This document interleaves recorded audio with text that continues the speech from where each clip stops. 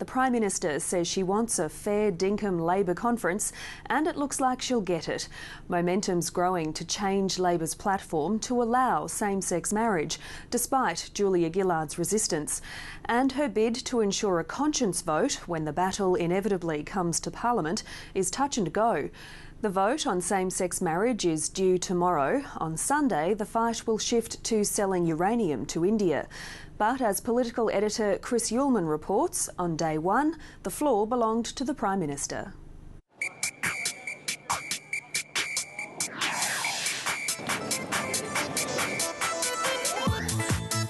Labor is a broad church. If you wanted a definition of anti-Labor, the idea of selling uranium to India is probably about as close as it gets. My people in the lower Gulf are in support of uranium. With many knocking at the door. 80% of the Australian public is against the cruelty in live animal export.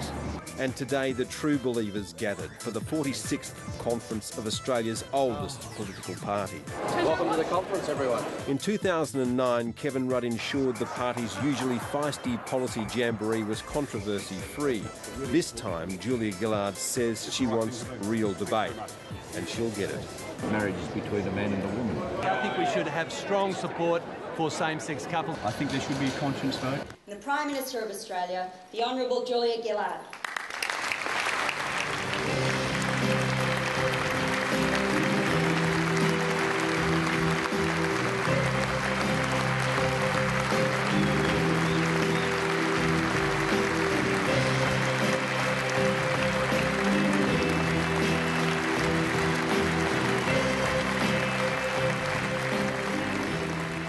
Delegates, in these coming days, I want us to have a fair dinkum Labor Party conference. This has been a hard year for the Prime Minister, and her speech acknowledged that.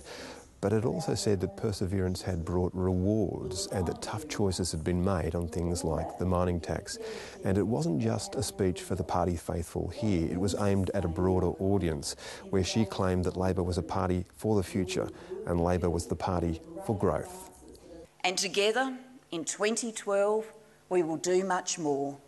In 2012, we will cut taxes, lift family payments and lift the pension. The Prime Minister highlighted the government's achievements, but her words didn't scale any rhetorical heights as she sought to make Australia and Labor synonymous. We all know the Labor way, the way of jobs, of growth, of fairness, the way of education, of hard work, of respect, the way of the future. And we meet as a party which knows that the Labor way is the Australian way. And some of the constructions were a touch bewildering. This is the Labor way. This is the Australian way. We follow it simply because we are us. In a sign of the party's priorities, the first debate was about Labor's economic path. The left provided the passion. But I don't agree with you on some issues. I don't agree with you on some issues, comrade. I don't think we should ever have a surplus fetish, and I'm not saying Wayne has, but we should never have a fetish for a surplus. But the right had the numbers, cutting down bids to place less weight on returning the budget to surplus and expanding the mining tax. It is not an accident of fate or geography that Australia has a AAA credit rating. It is not an accident. It's because we have good economic management. There are 400 conference delegates and the right nominally controls 220. But on some issues the right is split, no more so than on same-sex marriage. The face of the push to amend the party's platform on that is the right-wing Deputy Chief Minister of the ACT. So what will those words be?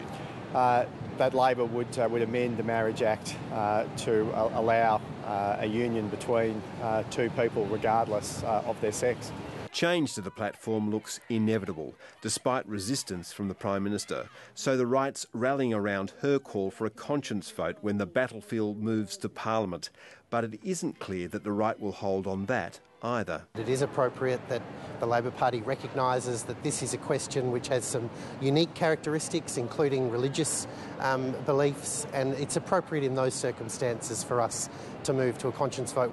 That vote will be tomorrow's focus, and Sunday's main bout will be the Prime Minister's push to sell uranium to India, a country that won't sign the Nuclear Non-Proliferation Treaty. Since 2007, the Non-Proliferation Treaty has ceased to be of any practical effect, and there's no point Australia being the only uranium supplier that's not prepared to sell to India. Being in Japan during the earthquake, the tidal wave, and watching what happened around Fukushima has really firmed up my view that this is a dangerous thing that we're digging up and shipping overseas, and to be sending it to a non-signatory to the NPT is a significant step.